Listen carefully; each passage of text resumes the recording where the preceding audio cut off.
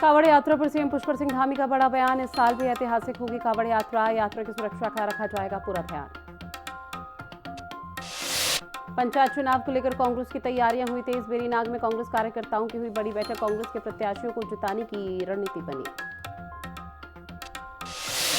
गरिमा मेहरा दसौनी ने कांवड़ यात्रा के नियमों पर उठाए सवाल। कांग्रेस ने प्रदेश सरकार के आदेश को बताया गलत। बीजेपी ध्यान भटकाने की कोशिश कर रही है। कांवड़ यात्रा इस बार भी शांति से होगी। देहरादून में डेंगू के मरीजों की संख्या एक बार फिर से बढ़ी। बढ़ते डेंगू के मामलों के लिए प्रशासन की तैयारियां पूरी। डेंगू से बचाव के लिए चलाया जा रहा है फॉगिंग अभियान।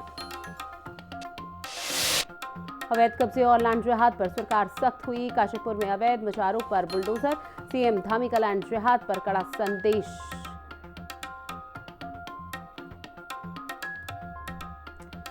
नमस्कार, मैं हूं आपके साथ ऋतु भंडारी और आप देख रहे हैं अपना उत्तराखंड का ये खास बुलेटिन में। और शुरुआत करेंगे एक बड़ी खबर के साथ बुलेटिन की। सीएम पुष्कर सिंह धामी नागरिक उड्डयन पर कार्यक्रम में हिस्सा लेंगे। आपको बता दें कि उत्तरी क्षेत्र के मंत्रियों के सम्मेलन में हिस्सा लेंगे।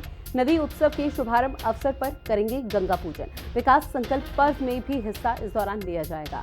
तो बड़ी खबर आपकी टीवी स्क्रीन पर, जहां सीएम पुष्कर सिंह धामी उत्तरी क्षेत्र के मंत्रियों का सम्मेलन इस दौरान होगा और हिस्सा लेंगे। साथ ही आपको बता दें नदी उत्सव के शुभारंभ अवसर पर हिस्सा लेंगे। विकास संकल्प पर्व में हिस्सा लेते हुए नजर आएंगे पुष्कर सिंह धामी।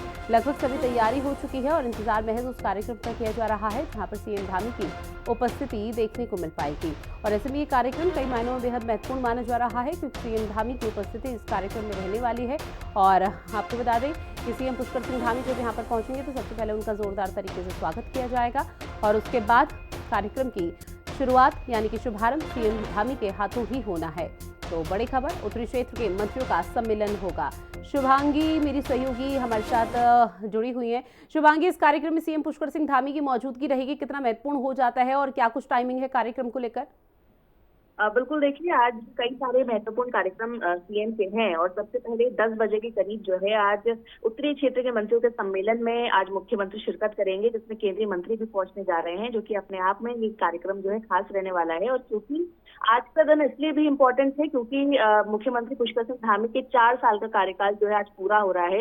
ऐसे में आज हरिद्वार के दौरे पर भी मुख्यमंत्री रहने वाले हैं, जहाँ पर नदी उत्सव के जो गंगा पूजन है कार्यक्रम में वो प्रतिभाग करेंगे।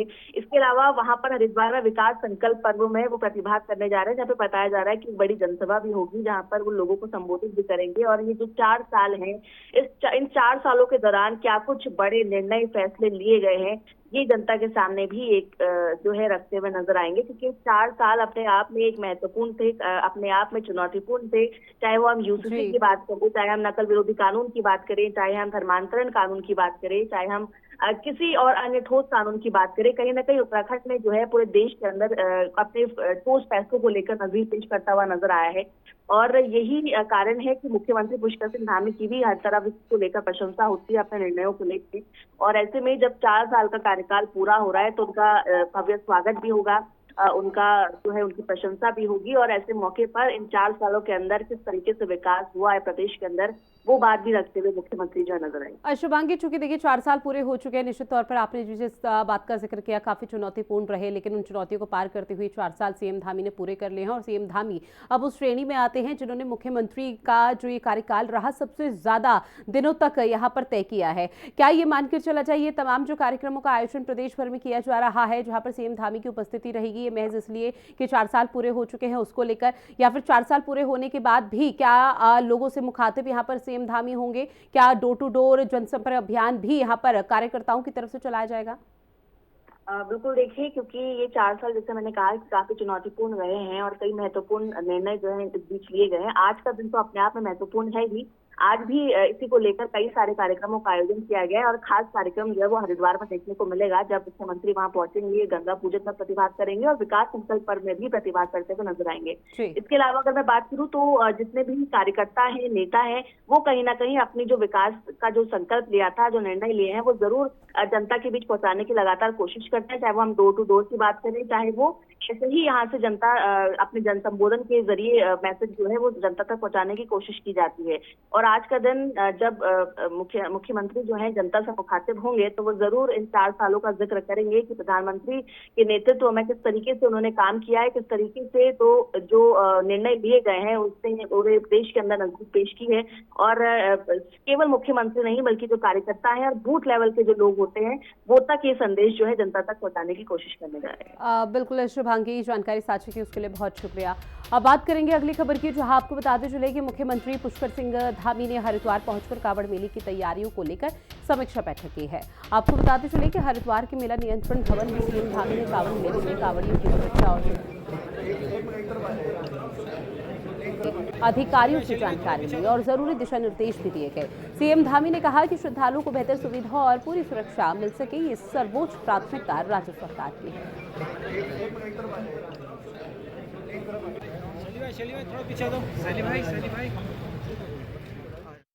मैं स्वयं कांवड़ मेले की जो समीक्षा होती है उस समीक्षा में शामिल होता हूँ और हर वर्ष हमारा प्रयास होता है कि जो पिछले अनुभव हैं उन अनुभवों के आधार पर आगामी जो मेला है उसकी और अच्छी व्यवस्थाएं हों, अच्छा उसकी तैयारियां हों, उसके निमित्त यहाँ पर बैठक की गई सभी विभागों ने। और जो इस कांवड़ मेले के संचालन में जिन जिन जिलों की भूमिका होती है उन सभी ने अपने अपने स्तर पर अच्छी तैयारियां की हैं।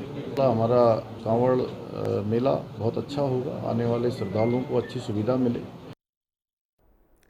वहीं कांवड़ यात्रा पर मुख्यमंत्री पुष्कर सिंह धामी का कहना है कि हर साल कांवड़ियों पर फूल बरसाए जाते हैं और इस साल भी वही होगा। यात्रा ऐतिहासिक होगी। कांवड़ यात्रा नेम प्लेट विवाद पर उन्होंने कहा कि देश में तुष्टीकरण की राजनीति करने वालों को इससे दिक्कत हो सकती है।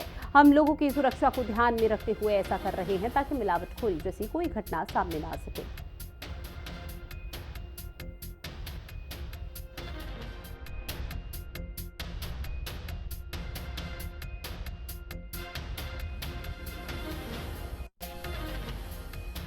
और हर वर्ष हमारा प्रयास होता है कि जो पिछले अनुभव हैं उन अनुभवों के आधार पर आगामी जो मेला है उसकी और अच्छी व्यवस्थाएं हों, अच्छा उसकी तैयारियां हों, उसके निमित्त यहाँ पर बैठक की गई है सभी विभागों ने। और जो इस कांवड़ मेले के संचालन में जिन जिन जिलों की भूमिका होती है उन सभी ने अपने अपने स्तर पर अच्छी तैयारियां की हैं। प्रशासन की दृष्टि से भी, सरकार की दृष्टि से भी हमारी पूरी मशीनरी, पूरा हमारा प्रशासन, हमारे सभी अधिकारीगण मेले की तैयारियों के लिए पूरी गंभीरता से लगे हुए हैं। और आने वाला हमारा कांवड़ मेला बहुत अच्छा होगा, आने वाले श्रद्धालुओं को अच्छी सुविधा मिले, उनको किसी प्रकार की परेशानी न हो।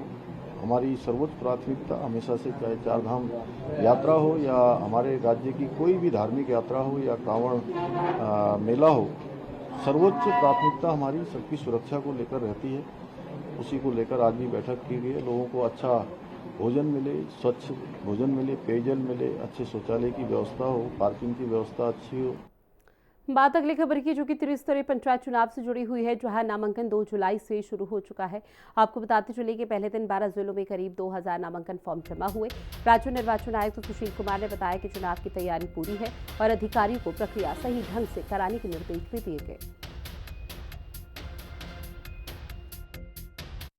काफी संख्या में नॉमिनेशन प्राप्त हो रहे हैं। पहले दिन लगभग 2000 नॉमिनेशन प्राप्त हुए थे और कल भी काफ़ी संख्या में प्राप्त हुए हैं। तो इस प्रकार नॉमिनेशन पूरी तरह से चल रहा है, सब जगह सुचारू चल रहा है। नॉमिनेशन के लिए जो भी विकास खंड पर और जिला स्तर पर तैयारियां थी वो पूर्ण कर ली गई हैं। सभी आरओ एआरओ वहाँ पर उपलब्ध हैं। जनपद के अधिकारियों को भी निर्देशित किया गया है कि आवश्यक सहयोग उपलब्ध कराएं। जो भी उम्मीदवार अपने प्रपत्र आदि तैयार करने में जो भी वहाँ पर कार्यालय का सहयोग है, चाहे प्रमाण पत्र हो चाहे एफिडेविट हो, वो सबको उपलब्ध करें। मुख्यमंत्री पुष्कर सिंह धामी की ओर से बतौर सीएम 4 साल सफलतापूर्वक पूरा करने को लेकर 4 जुलाई 2021 वो दिन जब बीजेपी नेतृत्व ने उत्तराखंड की कमान युवा नेता पुष्कर सिंह धामी को सौंपी थी। उस समय राज्य में राजनीतिक अस्थिरता थी, लेकिन जैसे ही धामी ने कमान संभाली, उन्होंने न सिर्फ माहौल बदला बल्कि जन भावनाओं को भी अपने पक्ष में मोड़ दिया। वहीं 2022 के विधानसभा चुनावों में जब बीजेपी ने ऐतिहासिक वापसी की, तो ये साफ हो गया था कि पुष्कर सिंह धामी ने जनता का विश्वास जीत लिया है। अब एक बार फिर से जब उत्तराखंड उन्हें धाकड़ धामी कहता है, तो ये सिर्फ उपाधि नहीं है, बल्कि उन फैसलों, उस समर्पण और उस भरोसे की पहचान है जो उन्होंने प्रदेश को दी है। हालांकि कांग्रेस बधाई तो दे रही है, लेकिन इसे निराशाजनक बता रही है। इसी पर एक खास रिपोर्ट देखिए।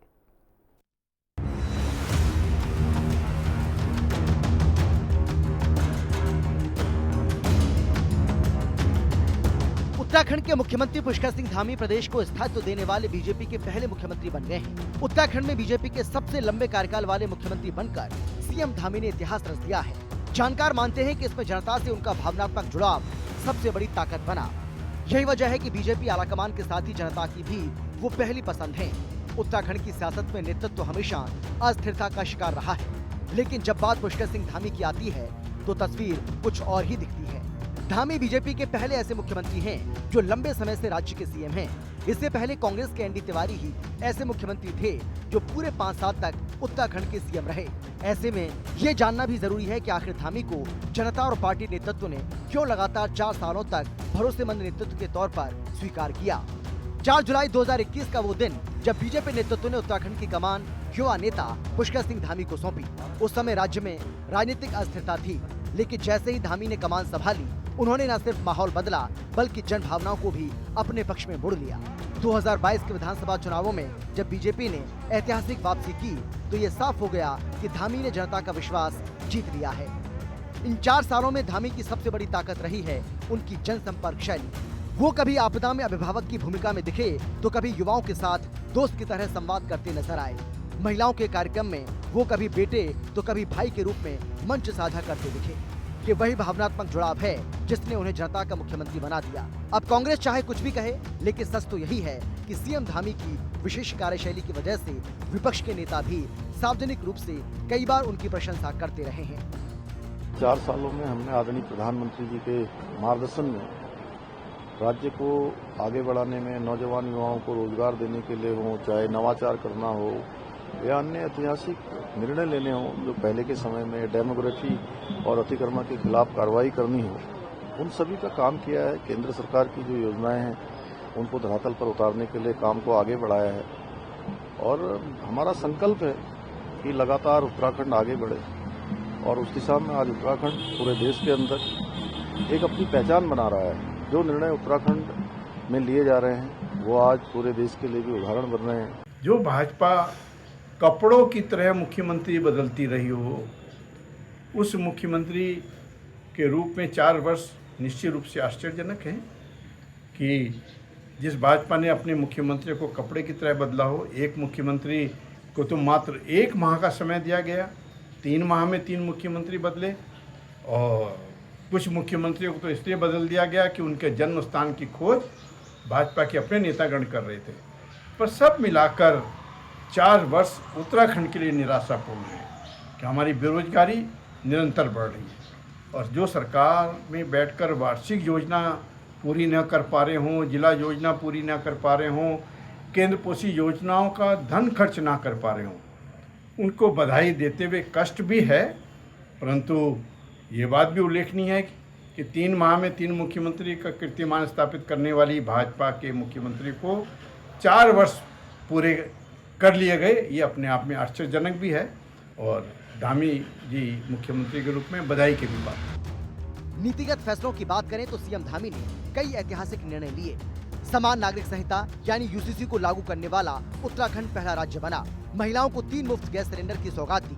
सरकारी नौकरियों में 30% और सहकारी समितियों में 33% आरक्षण। महालक्ष्मी योजना, लखपति दीदी, नारी सशक्तिकरण योजना जैसी पहलों ने नारी सम्मान और आत्मनिर्भरता को नई पहचान दी। धामी ने पूर्व सैनिकों और शहीद परिवारों के लिए भी बड़े कदम उठाए। शहीद के परिजनों को मिलने वाली अनुग्रह राशि 10 लाख रुपए से बढ़ाकर 50 लाख की। आश्रितों को सरकारी नौकरी के लिए आवेदन की सीमा बढ़ा दी गई। उपनल के कर्मचारियों को बीमा और सुविधाओं में समानता दी गई, जिससे उन्हें भी सुरक्षा और सम्मान मिला। पलायन को रोकने के लिए एप्पल मिशन और कीवी मिशन की शुरुआत की। हाउस ऑफ हिमालयाज के जरिए पहाड़ी उत्पादों को देश दुनिया में पहचान दिलाई। नकल विरोधी कानून, सख्त भू कानून और लव लैंड थूक जहाज पर कठोर रुख दिखाया। प्रदेश में राष्ट्रीय खेलों के आयोजन और G20 देशों की बैठकों के आयोजन हुए। SDG इंडेक्स में उत्तराखंड ने पहला स्थान हासिल किया। 23,000 सरकारी पदों पर सीधी भर्तियां, शीतकालीन यात्रा, मानस खंड, मंदिर माला मिशन, महासू मंदिर, हनोल विकास, GEP इंडेक्स में शानदार प्रदर्शन। SDG इंडेक्स में उत्तराखंड का पहला स्थान। सड़कों से लेकर रेल और हवाई संपर्क तक उत्तराखंड विकास की रफ्तार से दौड़ रहा है। ये सभी उपलब्धियां सीएम धामी के कुशल नेतृत्व को प्रमाणित करती हैं। हालांकि विपक्षी कांग्रेस 4 साल सफलतापूर्वक पूरा करने पर सीएम धामी को बधाई तो जरूर दे रही है, लेकिन उनके इस कार्यकाल को निराशाजनक बता रही है। देहरादून से दीपिका भंडारी और शुभांगी भट्ट के साथ ब्यूरो रिपोर्ट, हिंदी खबर। अब बात अगली खबर की करेंगे, जहां की वेरीनाग में आपको बता दें कि त्रिस्तरीय पंचायत चुनाव की तैयारियां अब तेज हो चुकी हैं। कांग्रेस के पंचायत चुनाव प्रभारी सुनील भंडारी और जिला प्रभारी भागीरथ भट्ट ने कांग्रेस कार्यकर्ताओं के साथ बैठक कर पंचायत स्तर पर उम्मीदवारों की जीत सुनिश्चित करने के लिए काम शुरू कर दिया है। वेरीनाग और गंगोली हाट में कांग्रेस के ब्लॉक प्रमुख और जिला पंचायत सदस्य पदों पर जीत की संभावनाओं को लेकर काफी उत्साह देखने को मिल रहा है।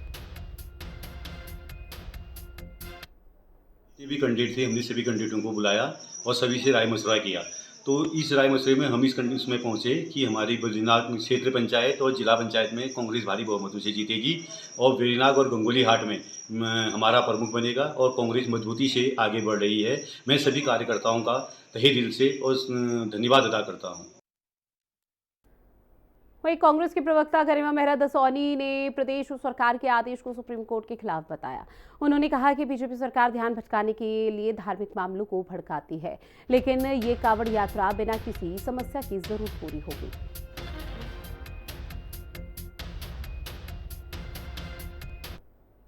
धामी सरकार का नीतिगत फैसला है, फैसले लेने का अधिकार है धामी जी को, उनकी सरकार है, जो चाहे वो फैसला लें, लेकिन फैसला लेते वक्त कम से कम सर्वोच्च न्यायालय की अवमानना नहीं होनी चाहिए।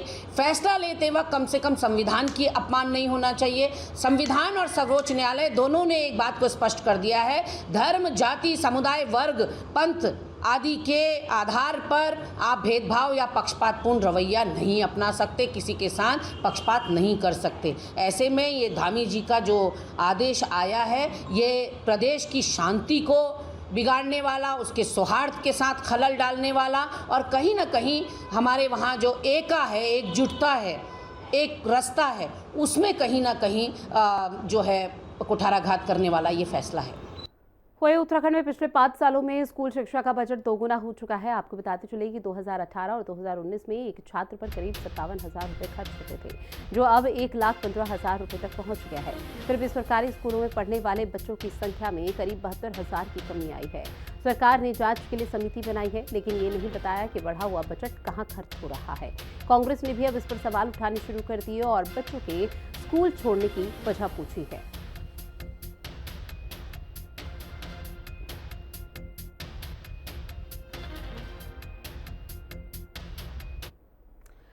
लक्सर में शासन ने कांवड़ मार्गों पर खाने पीने की चीजों की सुरक्षा के लिए नए नियम जारी किए हैं।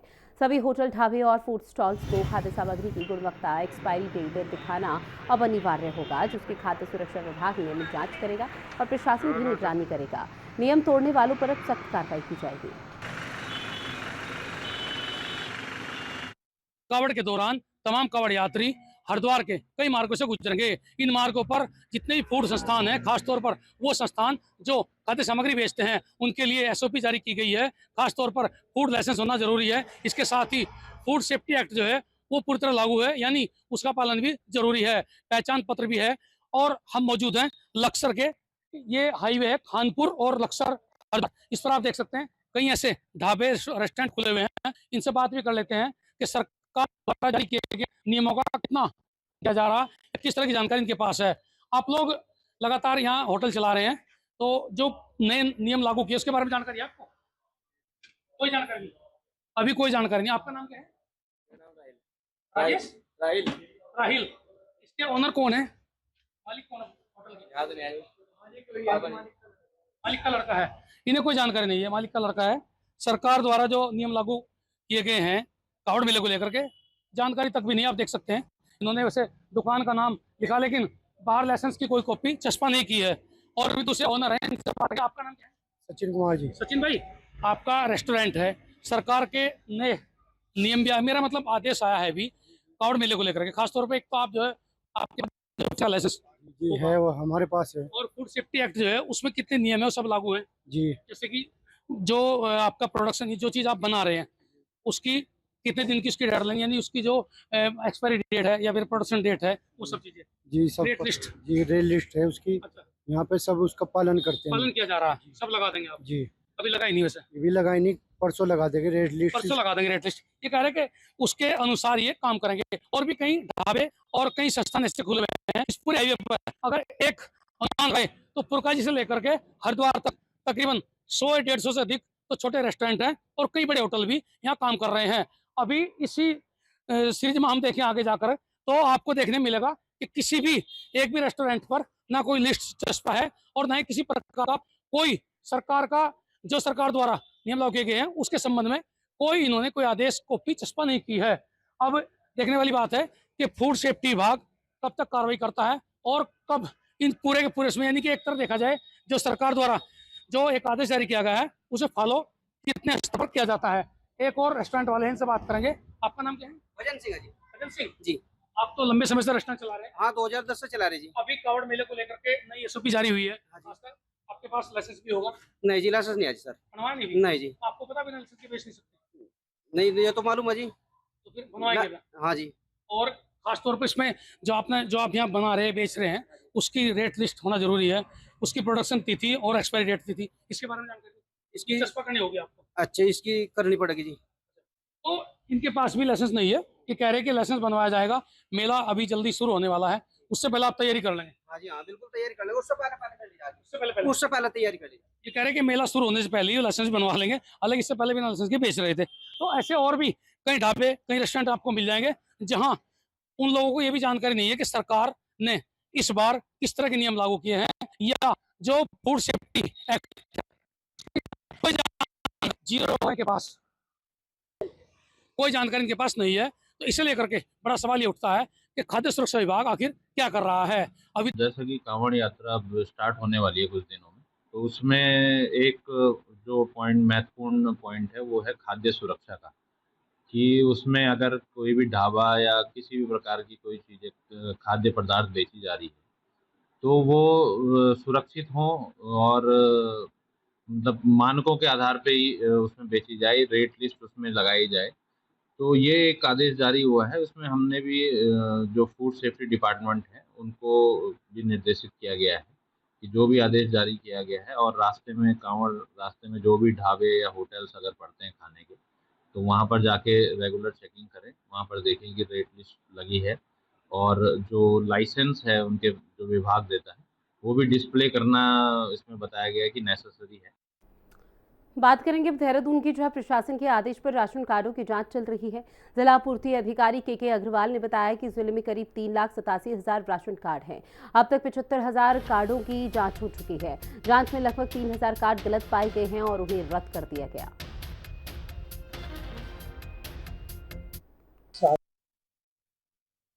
शासन एवं जिलाधिकारी महोदय के निर्देशों के क्रम में जनपद देहरादून में राशन कार्डों का सत्यापन का कार्य प्रारंभ किया गया है और इसमें हमारे जो है लगभग 3,87,000 कार्ड हैं जनपद में, जिनमें से अभी तक हमने 75,000 से अधिक राशन कार्डों का सत्यापन कर चुके हैं और लगभग 3,000 से अधिक कार्ड जो है उसमें अपात्र पाए गए हैं, जिनको जो है उनको हटाया गया है, तो कार्ड निरस्त किए गए हैं।